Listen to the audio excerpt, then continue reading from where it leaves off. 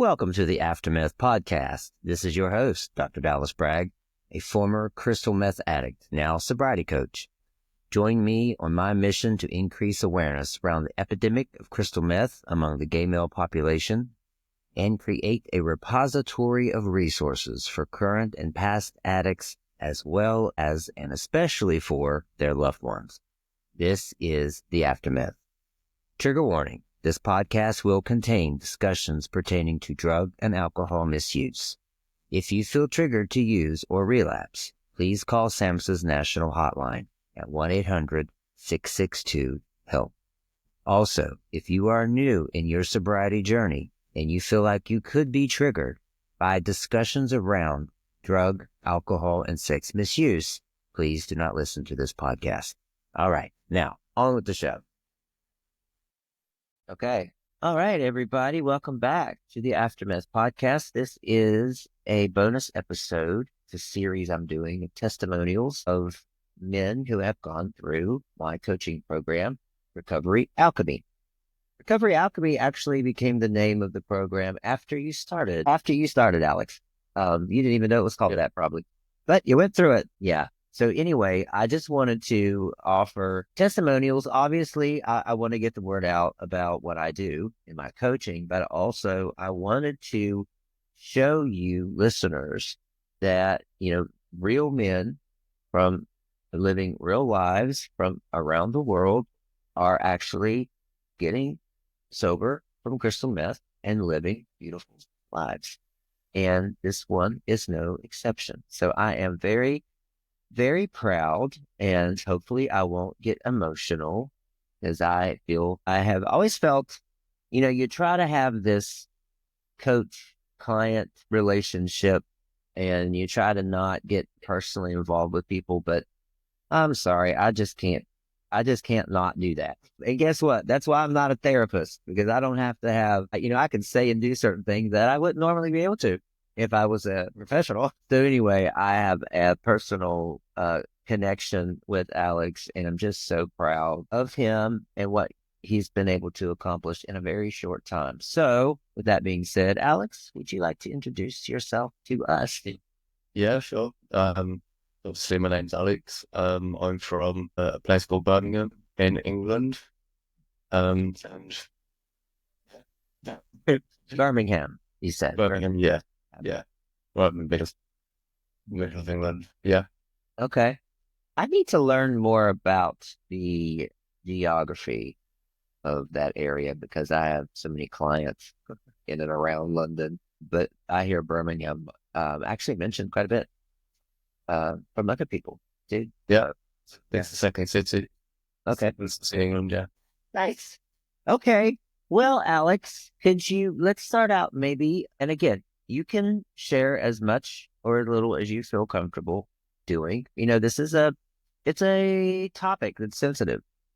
There's a lot of stigma tied around this subject, this substance. There's a lot of stigma tied around people who are gay. So, there's a lot here so I want to make sure, and I've said this to you off camera per se, that, I just want you to feel comfortable. And don't feel any pressure to share things you don't want to share. We're just here to help any man, anywhere who might be listening to this, have hope that they can also break free. So that being said, Could you tell us a little about your story? Yeah, so was born into quite a strict household, very strict for a number of reasons. I've got a very authoritative dad, and I was in a very controlling Christian religion growing up. Me, my brother and sister, we all sort of went through quite a lot of rules growing up, and sort of told what we did, what we had to be. Everything was decided for us. But at the same time, there was a lot of love there as well. But it wasn't a normal conventional upbringing, let's put it like that. So from the off, I fall into that situation. I guess then when I was probably around a young teenager, and then suddenly, I think I always knew I was gay. And from that point on, knowing that in a very sort of rule-orientated household was quite difficult for me to accept. There was a lot of shame around that, a lot of feeling like I was never good enough, like I was damaged in some way. But yeah, there were highs and lows in my upbringing and throughout my life. To this point, I've done some great things and I've had certain opportunities. And yeah, from my sort of teenage years onwards, that always stuck with me. My childhood, I think. There's always been challenges in the way from the off sort of thing that I've had to overcome. You brought up the controlling atmosphere, which many, many, many of us can relate to. I've done podcasts. Some of them have been published. Some of them haven't yet, about church and religious shame. And I am myself trying to make my way through some of that too. When you grow up being told that the way you are is going to get you sent to an eternal fiery flame of death, how do you, as a child, we're told this. Yeah. But you also said that there was a lot of love. And so I'm wondering what your opinion is, and I don't want to get us too far off track here, but how I have tried to reconcile this is that my family, the church really did love me. In their mind, they didn't want me to go to hell. They wanted me to go to heaven. So out of love, they were trying to save me. Yeah. Is that something that you think or has helped you? Does that make it better does it may help you accept it in any way? How does that land with you? Yeah, I think especially as you get older, you realise that more and more, that is where it comes from, that place of love.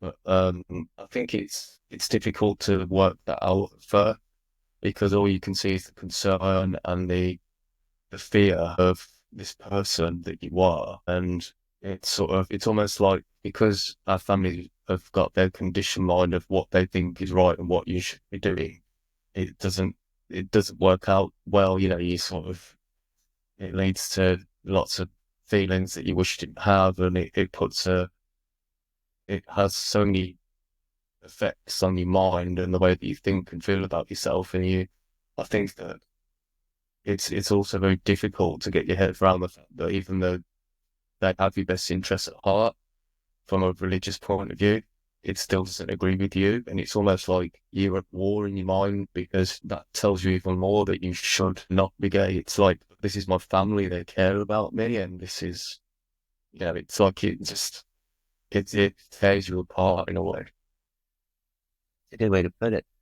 It does tear you apart. You turn against yourself, right? You try to reject part of yourself, and that's it's an intimate part of you. It's your sexuality, and you turn against it. You reject it. Yeah. Yeah. So that sounds like you grew up with a lot of shame, a lot of self-loathing. You figured out you were gay. Then how does this transform into, and how early did you start experimenting with it? So I, let me think. So it's probably about, it was a little bit, it's about 8 years ago that I first started using. So I was already in my mid-20s. Okay. And I'd been using other drugs before that, but it was almost a build up to it. So I sort of came across it because of my use of other drugs, and it was a thing. Yeah, what's the question again? Well, let me ask you a different question. Let me ask another question, a sub question now. What were the drugs you started with? And also, I know from my experience now working with men in the UK, methedrone is a big one over there. Yeah. So if you don't know what methedrone is, which I didn't until recently, it's similar to crystal meth.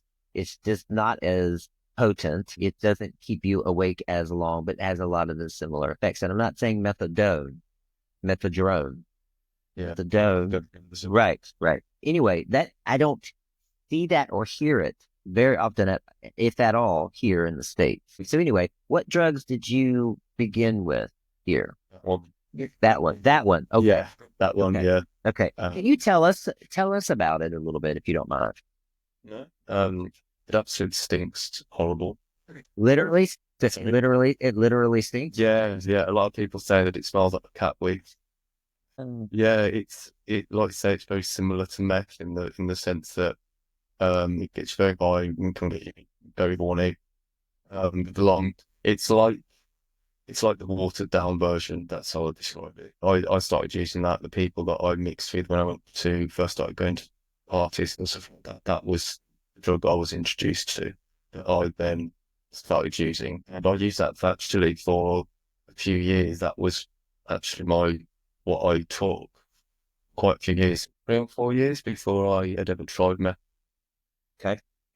And so when you say watered down, how many days are we talking about staying up? And do you use it solely for sexual purposes? And how do you take it? How do you facilitate it? What's the word I'm looking for? How do you do it? Well, it can be sniffed or injected. Okay.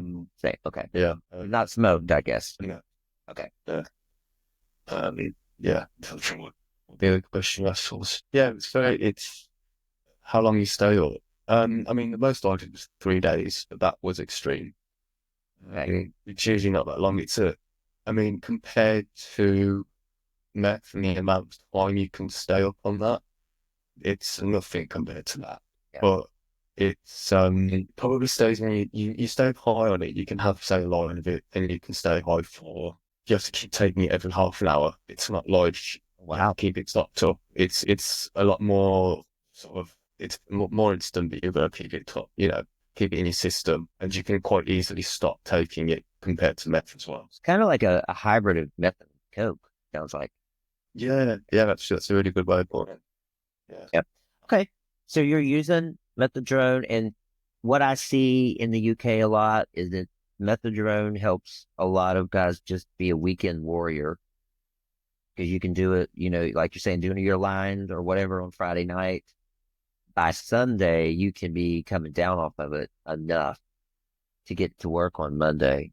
Is that what you were doing with it? Yeah, it would be a weekend thing, and it would usually be one night, sort of Friday night, go to Saturday morning, and then as soon as you stop taking it, within the hour, you start to come down, and you can sort of feel yourself calm down, and your heart start racing. Not that long after, just drink lots of water, and you don't feel great the next day, but it's not too bad. It's similar to coke. Like that's the best way to describe the way you come down off it. It's like coke. So, okay, you're getting into this. Do you remember kind of what was the reason? What took you there to get into methadone? It was really it just started off as I sort of jumped into the deep end, really, because I hadn't really taken drugs before, and then I was on Grindr once. I would say that, and then I got invited to a party, which is just around the corner, and I showed up, and there was probably 5 or 6 guys there, all high as a kite, Yeah. and I got offered it, and I sort of remember going in feeling really apprehensive, and then thinking, I don't know if I can do this, and nearly walked out, and then a bit of that, and a bit of methadone, and it was Full speed ahead after that, huh? yeah. And you guys call it H&H over there, right? Instead of P&P. Yeah. High and hoary. Yeah. Okay. All right. So let's dive into how you found Miss Tina from methadone. How'd you graduate from methadone to crystal meth? So I was with my ex-partner and we'd done methadone for a while, and we were introduced to it by people at parties, because we were introduced to it, and I just remember the first time I took it, like thinking, oh wow, this is like an upgrade, and it was just somebody, I think it was a party somebody said, "Oh, have you ever tried this?" And I said, "No, what is it?" sort of thing. And I was already high, so I was more than willing to try anything that was thrown at me. So yeah, everybody else was doing it. Just said, "Yeah, okay, I'll give it a go." So what was that first experience like? How long were you awake? What was it like? But I can't remember exactly how long I was awake. But I know it's a long time. Yeah. I would say it had to be, yeah, it probably was 3 to 4 days. I remember, the thing I remember most vividly is just thinking to myself, I can't sleep. And because nobody actually sits down and says to you that you can't sleep and tells you the ins and outs, it was like I had it. And then there was this awful feeling of, why can't I sleep? Like you tried to sleep and your brain would be ticking over, your body would still be like, buzzed up, and I'd think, what is wrong with me? Why can't I sleep? And also that instant craving that, well, I should just have more then. If I can't sleep, then I should, maybe I should have more. Yeah. Yeah. There's one of the reasons that I'm doing the podcast, and one of the reasons I'm glad that you are saying this too, is that, you know, somebody handing you a pipe or a needle or a line of crystal meth, they're not going to go through the pros and cons with you, right? For the most part. Now, there are stories we've heard on the podcast of these really great natured guys who go through a whole tutorial, before they administer it, right? A whole booklet. That certainly didn't happen with me, but, and the thing is, so if this podcast, and it has, I've heard from men who haven't tried it yet. Actually, there's one guy the other day from Vienna, maybe, who said he was invited to a party. They were going to have this here. And because he listened to the podcast, he knew what it would do and he didn't go. Well, And I was like, yes, there's one. that's success. You're right. Because if we did know, if we were informed, if we could possibly somehow, like, somebody would have told you, don't expect to go to sleep for 4 days. You may have not have done it. You may have been happy with the methedrone. Is that right? Yeah, no, absolutely. And I think that's what's so dangerous. It's like, it's such a slow. You sort of, if you could have people that have been through it, sit down and tell you exactly what ride you're in for, I don't know. I don't think many people would want to do it, or anybody. It just comes into your life, it pops up, and it's the sort of thing where you only need to have one taste, and it can be quite. It's difficult to go back from it. I know. I wish that I would never. Well, in some ways I do, in some ways I don't. But it would have. Yeah, life would have been easier if I hadn't. Yeah. Yeah, that's the thing is, okay, you might have great sex at first, but also who tells you about the psychosis, and who tells you about your life going off the rails, and your emotions taking a dive, right? Yeah. Who tells you about the STIs you're going to get and all the other shit that comes along with it, right? Yeah, and the risks that you take, and the people you upset. That's right. So you and your partner discovered this together at a party. Were you and your partner open? Did you have an open relationship? No, not as such. It was not when we were sober. Is the best thing I can put. That's kind of like it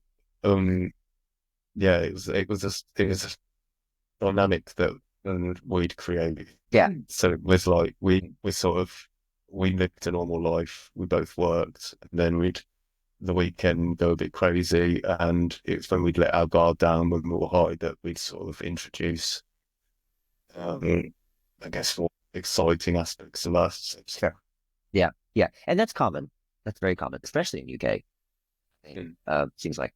Okay. So what happened? Tell us about the progression here, because obviously it had to have gotten out of control or you wouldn't be working with me, right? So what was the progression like? What was your life like? What can you, I guess, what are the highlights here that pop up into your mind when you think about constellating the timeline of your youth? I would say almost the very beginning that I started using, in the back of my mind, I knew that I had a problem with my relationship with drugs was not healthy, but I was able to keep it together. First, I was much more, when my partner and I used to, I went a lot heavier on it, let's put it like that. So my partner was very controlled with it, both of us, which has its ups and downs. I started to recognise that I never wanted to finish. I wanted to carry on. And in the back of my mind, I almost got this feeling that it was because there were lots of, I just didn't want to sober up. I didn't want to go back to my life sober. But I managed to keep it in check. Then, and even with, when meth came into my life, probably about, 5 years, well, I can't think anyway, when meth came into my life, it progressed a lot worse. Because the come downs became a lot worse. And I think as the last 3 years, as things then got worse, my relationship broke down. I struggled to just find motivation to do anything, and then I realised all of the problems from my youth, everything that had gone in my life started to mount up, and the harder things got for me, the more I just wanted to just latch onto it because I didn't see a way out. Like, as much as I've still got family that stood by my side, I felt like I was too worried about anybody finding out, and it just got worse and worse from there. And to the point where I'd sort of look at how often I was doing it, which was nearly every day without fail, all day, all night, to the point that I would be so exhausted I'd just pass out. Like before, I wouldn't even have to stop. I would just I wouldn't consciously make a decision to stop. I would just pass out, whether or not because I had too many drugs or because my body was tired. And it got to that point, and it was a lot. Yeah. And that's probably over the space of the last 2 years was the worst, was extremely bad. It sort of slowly developed and then it escalated. Tell us about the in between. Like, how did you go from doing it that first time on a weekend, being a weekend warrior, to every single day and then using it until you passed out? Like, how did that transpire for you? And were you still working? Yeah, yeah. I work for myself, so I run my own business, and it sort of started. I think I would say the changes, the way that it escalated was probably because again, my partner was he could control, and it was very controlled, and I fought against that. And I resented the fact that it was always controlled, and because of that, it was almost like my way of saying, well, I'll do what I want to do. And then because for various reasons, our relationship ended, I sort of spiraled because, I think my life was simple. I still wasn't happy with who I was as a person. I wasn't enjoying my work anymore, which was I was reducing. I still had the work I was holding on to, but I was getting sloppier at it. My communication was terrible. Every area of my life went downhill. And with that, I just like that was the point. I think there was like a switch in my mind where I thought this is going to be really hard to get back from. Like this is the turning point. It's going to be harder for me now, and I could recognise I've become a person that I didn't like, that I really was ashamed of even more and more, and that was when it really kicked off. That's when I sort of in my mind had given up. I thought, what's the point? Just do what you want to do. And who cares? Who cares if you die? Who cares if, you know, that was the point that it became really bad. Interesting, which, obviously I'm interviewing you as if I don't know all this stuff, but it's interesting. And I think that listeners might want to pay attention to this, that you grew up in a controlling atmosphere. Your father was very controlling and authoritative, right? Oftentimes, more often than not, really, we go and we date and or marry our father as gay men because it's comfortable. It's comfortable to be controlled. And so it's interesting. Your partner tried to control your use, which made you, I'm sure, triggered you, right? It probably reminded you of being controlled as a child. And it just made you want to do it more and more, or as kind of a rebellious thing. Is that right? Yeah. Yeah. And I felt like I really didn't have a leg to stand on, because all I kept thinking in my head was, well, I should be controlled. I am a stupid addict that doesn't know when to stop. And then it's like beating myself up about it and thinking, I bought this on myself. That just makes it, it makes it even harder to deal with. You're in a mess in your head. Yeah.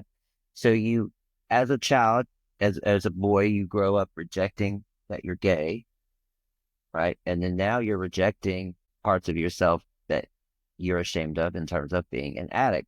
I'm a stupid addict anyway, so I'm going to go use because that's who I am. Right. Yeah. And I think for me, it's important as well. It was important that finding drugs when I've had all of that sort of unhealed wounds within my childhood and myself, and it finally gave me the freedom to do and be who I wanted to be for a short period of time. I was finally validated, and I didn't want to let it go. Nobody that was going to stop me. That's right. That's right. That's right. That's what happens with us. And I get asked a lot by guys about how can some guys just do it sometimes and some guys can't, most can't, right? And it's because so many of us are grown up feeling isolated, feeling like we don't belong, feeling self-loathing, all that shit, insecure, right? And then you do crystal meth and it all goes away. For the first time in your life, you feel free. Yeah. So why wouldn't you want to keep doing that?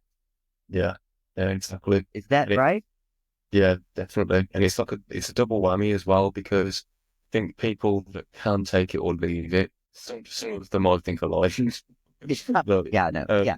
And then I think, they're in denial, which is, up to them, isn't it? And I think that, if you've not had anything in your life that's cropped up, that's meant that if you already feel validated and confident, and you're very happy and comfortable with yourself, I think it's already hard enough to control the use of crystal meth. But I think to discover it when you've got those problems within yourself already is a recipe for disaster. It's like you're playing with fire, because you've not only got the addictive way of the drug, but you've got all of that goes on inside you that secretly loves it, but also hates yourself for loving it. It's not, yeah. Yeah, and the other part about looking around and comparing yourself to others who they think they can use recreationally, you're also seeing them at a certain point on their journey. You're not seeing the full picture, right?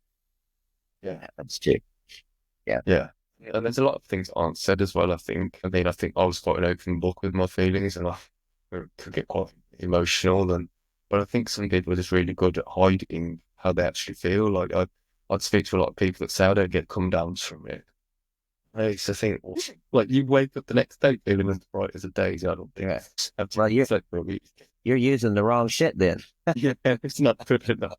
One thing that you said that you didn't want to go back to your life is that another component of this? This was an escape from a life that maybe you weren't happy with. Yeah, definitely. I wasn't happy for a lot of reasons, and I don't blame anybody. I don't shift blame onto anything, because I know I wasn't happy for lots of reasons. It was definitely the way that I was self-medicated.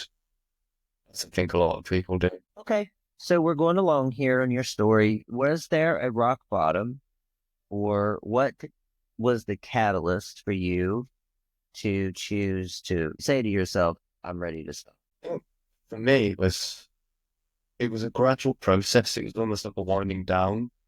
I got myself into some situations which were really dangerous and quite scary, involving other people misusing, which I don't know how I even survived.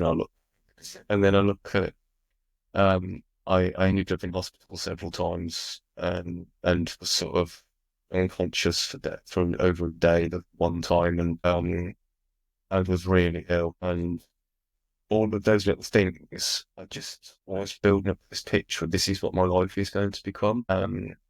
It just got more intense each time. And then I started to notice that because I couldn't hide my addiction anymore, my family were noticing, people were noticing. I could almost feel the way that people could look and sense that I was either an addict or something seriously wrong. And it just didn't like, didn't hated the anxiety over it and what was going to be the next thing. It was like life was such a roller coaster. There was drama all the time.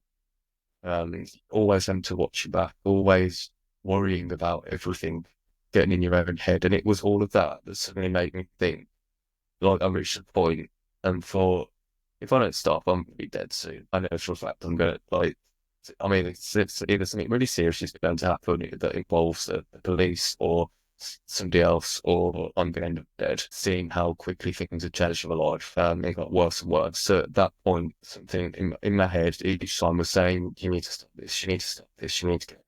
And then how did you stop? Or what was the process like? Was it easy? Was it difficult? What was the I guess the most impactful step that you took to separate yourself from this addiction? I'd say it was, for me, I'm an all or nothing sort of person. As soon as, well, actually, one thing which helped was that I had already decided I need to start. And then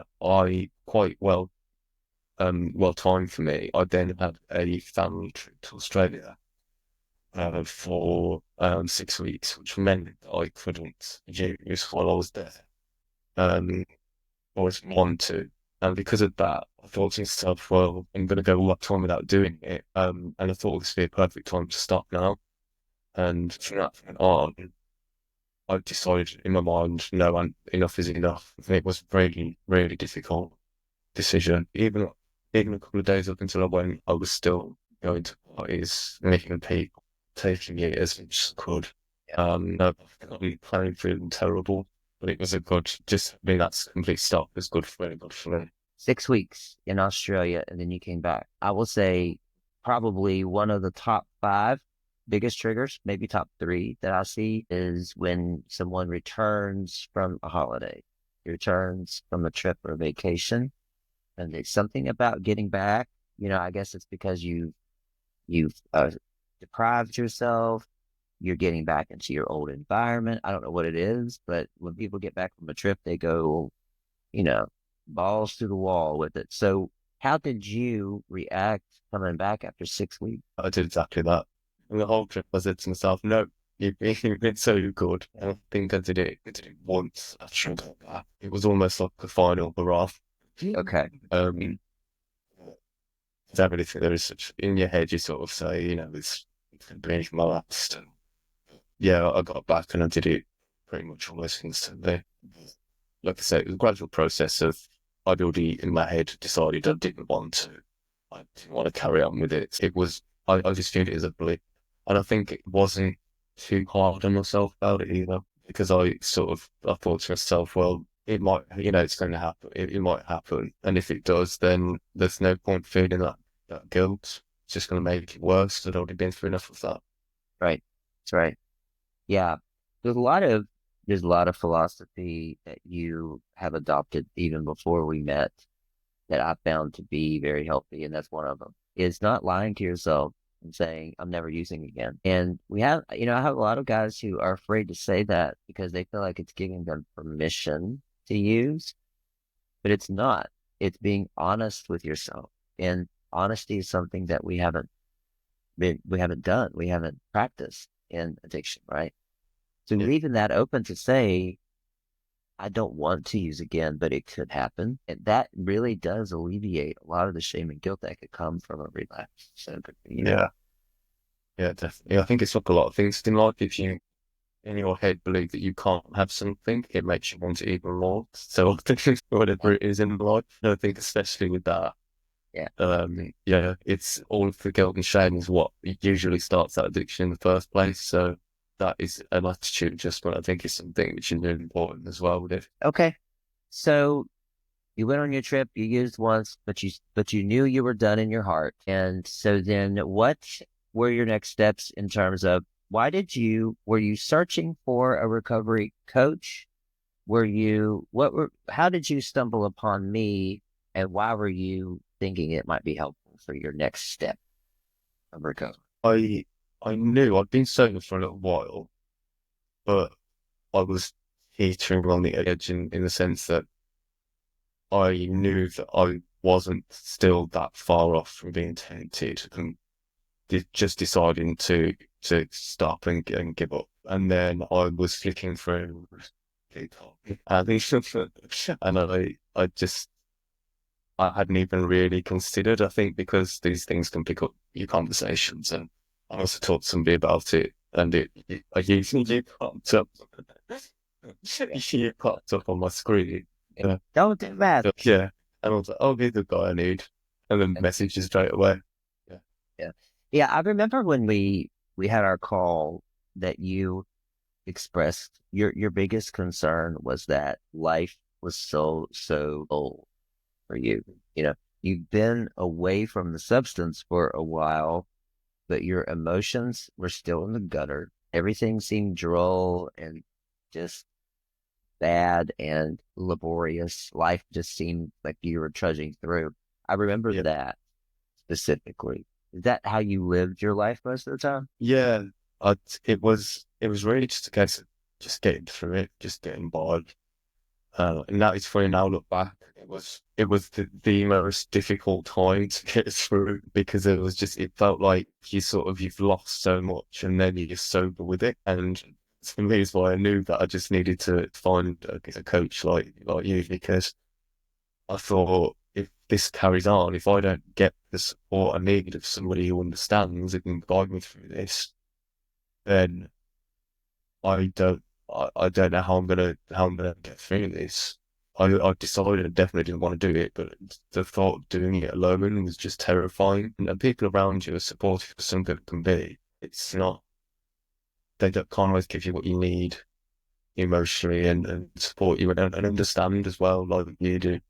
So I think that was very important for me to find someone like you, to find you and finally feel like I could just say what I want and open up and not feel judged, and was very important. Fight, really. Yeah, yeah. That's what I hear that so often, in that 50, 60, 70% of the whole healing process is just finding someone that you can openly share with, that knows exactly where you've been. Because it doesn't matter if you've done crystal meth in Oklahoma or Birmingham, England. It's basically the same thing. It's the same effects. It's the same life. Your life comes off the rails, and, et cetera. It's that you do things you're embarrassed about, that you don't want to tell your therapist, that you drank somebody's piss, or, whatever it is that you do in these things, that you took 5 or 50 loads in one night, or whatever it is. You have to be in a space where you're comfortable saying that and knowing that the person across from you did the same thing, right? Yeah, it makes every difference. It really does, because it's almost like a very niche, not niche, but meth and escape. Yeah. It's something which is its own almost specialist thing that needs attention. Right. So, but what you do is very important. Thank you. What you're doing right now is very important, Alex. And you stepping into your power over the last 6 months, and the change in you is just remarkable. It's been such an honor to watch. Was a pretty big mess. Still am sometimes. Yes, your life was dull. Your business was, I don't know if it was failing, but it certainly wasn't thriving. You've had to start that from scratch. You had this, we haven't, I don't want to, unless you're open to it, go too far into it. But when we met, you were still in the same house as this controlling partner that you mentioned, and that whole, that dynamic, is so difficult for someone. How can you move on when you're looking at your past every day? And a ton of our work was around you really finding your voice and using your voice. Would you agree with that? Yeah, definitely.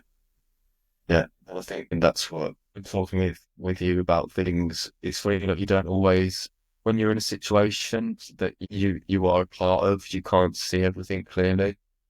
So it was so helpful to be able to communicate with you what I was feeling, what was going on, and for you to almost take a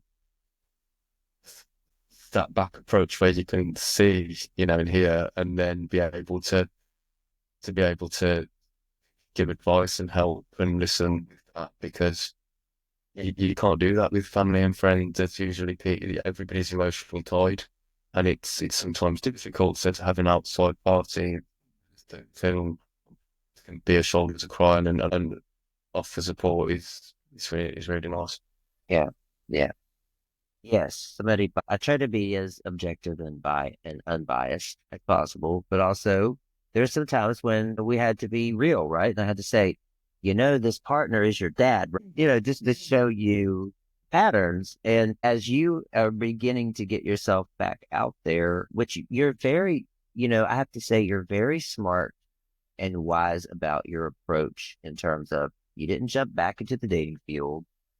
You didn't listen to your dick and say, yeah, but I need sex. You really have been deliberate and mindful about this time. I'm not repeating mistakes. Right. This time I'm stepping up. I'm using my voice. I know what my boundaries are, and by God, I'm going to keep them. Is Yeah. that right? And I feel like for me personally, I think focusing on myself in a, every area that I could and finding yourself. I think for a lot of, I presume it's the same for a lot of gay guys who will take meth. You try to fill a void that's never, you're trying to feel fulfilled in a way you never have done before. So to work on yourself and to within is so beneficial, and was for me. And it doesn't take that long. You have to be patient with it, but just putting the work in really makes a difference with how you interact with people and how things move forward and your own happiness. So for me, that was important. How do you work on yourself? What does your practice look like? I question things a lot more. I think there's a big part of me that is that what I was told must be right, or I wanted to allow things to happen in my life with people. But I think questioning things and looking into the real reasons as to why you've taken actions that you have in your life and finding out, like how you've helped me to reflect on why I've done things I've done and all those sorts of things. I think it's very interesting on a long-term plan. Yeah, Yeah, I mean, you don't even have to say anything else, really. Questioning, that's a big job there. That's a big practice, questioning everything, you know, because your recovery route has been yours to create, and you were not told by someone else, you have to do this, you have to do that, you have to follow this, you have to follow that. You've you've really been instrumental in discovering and deciding what your route, what your practices are here, and what you're going to do. And I think that comes a lot from that religious upbringing of being told you must believe this and you must live this way. So now you're on the opposite spectrum here of I'm deciding what sobriety means to me, and I'm deciding what recovery looks like, and I'm going to question everything everyone tells me. You question me. You question, I tried not to say do this or do that. Sometimes I do, but you questioned me a lot, which was great. I loved it. I loved it because it showed me that you're thinking on your own. You're becoming your own person. I think as well, it's almost like as difficult as it is to recover, and obviously still always recovering, one of the positives is that you almost rediscover yourself. I think as soon as you've learned that you've got these things you need to sort out in your mind and you actually address them, you realize actually you can have a life and achieve things that you couldn't never have thought of before. So it's like a catalyst to better things. If you embrace it, you can you can feel so much stronger and more confident and happier in your life and the decisions you make. And that's the way that I viewed it, which just helped me. Well, recently I couldn't see it at first, but then recently I've, all those things which you view as awful actually are what makes you become very successful in your life, I think. So there's a power to it. Yeah. Yes. Yes. Yes. Yes. Yes. I love that very much. Thank you. Yeah. One thing with you that and it's common with a lot of men here is that it's a perspective shift. It's all about perspective shift. Is how can, like you said, things that you don't like about yourself, or the things that you think are challenges, the things that you think are impossible. How can I see those differently? How can I see me differently? What is the good here? What is this trying to show me? Yeah. You did a lot of that kind of questioning too. Yeah. Because I think, the addiction is really just the result of all of those things, isn't it? It's scratching away all of that is actually where the work is. So yeah, it's definitely worth it.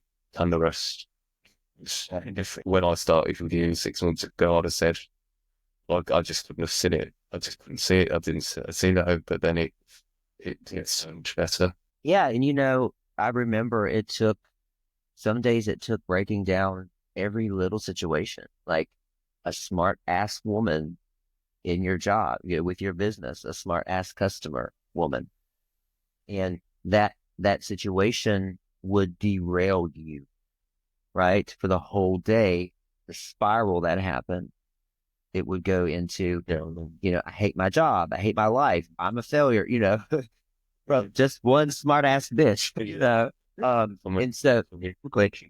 so, together we broke that down and unpacked, unpeeled until you were able to develop some skills that you were able to view that instance for what it was, protect, your sovereignty, your well-being.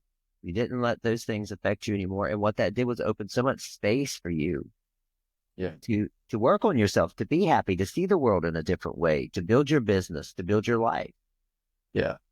Yeah. You've really helped me to see everything on a deeper level and on a real level as well, which I didn't always get, to cut through the crap and to analyze things. Yeah, it's what everybody needs to do. I mean, even people that haven't had an addiction, I think if everybody did that, it would make everybody's life so much easier. Yeah, yeah. So as you are graduating from Recovery Alchemy, as you're graduating from the coaching program and you're moving forward, do you have a daily practice? Do you have a daily routine? And what is next for you? Have you thought about that? A little bit. In the daily routine, it's always a bit all over the place because I feel like to live in the moment. But I mean, it's generally that I will wake up and rush to get to work, and then I'll usually work till 5. And it's more, I'd say what's very important for me is because I'm an afternoon and evening person. When it gets to late afternoon, I love to I used to struggle through that because that was a big thing for me. And now I make sure I take the time after work to sit down, and I love spending time with family, and then I'll make sure now that I've got some time in the evening to myself where I can reflect on things and think about how the days have gone and be grateful as well. And then, as you know, I meditate each evening, which has really helped a lot as well. So yeah, that's my routine, I guess. And then what's the other thing that was? Yeah. But before we go there, I also want to touch on the meditation thing. That was that was a practice that we worked on too, because like many people, you were kind of hesitant about meditation, had a different idea about what it took, and we worked on some ways to just observe your thoughts. And now you've taken this to this whole new level where you're meditating like an hour a night. I really love it. If you said to me like a year ago, if you'd be off drugs and you'd be meditating at night, I'd say, F off. Wow. No, no, it's great. And I think, meditating has been very helpful. I think everybody should meditate.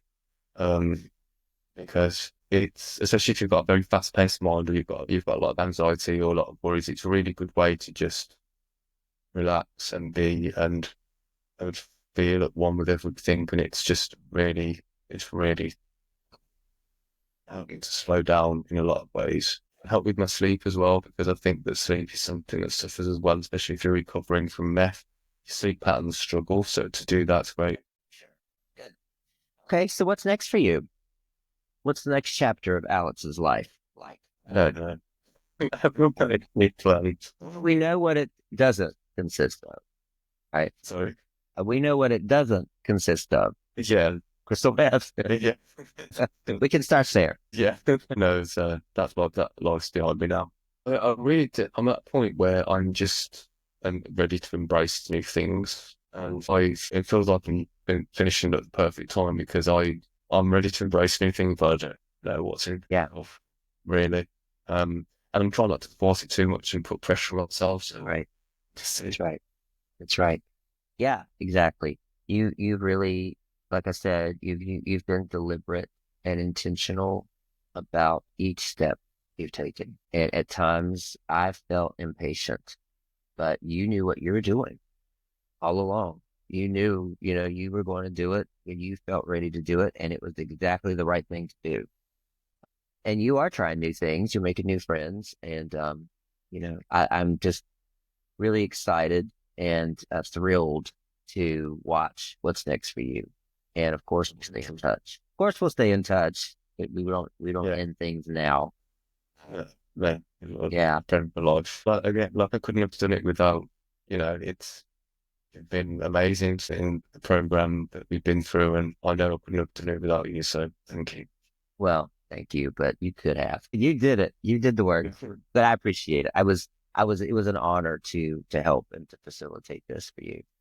And really gives me even more incentive and strength and excitement and drive to see the change. I wish we could have recorded, and maybe I'll start doing this with new clients, record a Zoom at the beginning. Record it, and then again at the end. Really compare and contrast, because I wish the world could have seen you in that state. Yeah, maybe not. Might be cheering, right? Yeah. Well, thank you so much, Alex. Appreciate your time. Thanks. Some kind words. And for you listening, if you're interested in one-on-one coaching with me, there's going to be a link in the show notes. There's a link everywhere you could possibly imagine on any social media platform. I am there, Dallas Bragg, or just shoot me a DM and we could talk about what that consists of. But once a week, Zoom, 6 months. And now we have an opportunity for you to actually have a group call too, once a week for an hour and a half with other men who are in the same boat. That being said, thanks for joining us if you've listened this far, and we'll talk soon.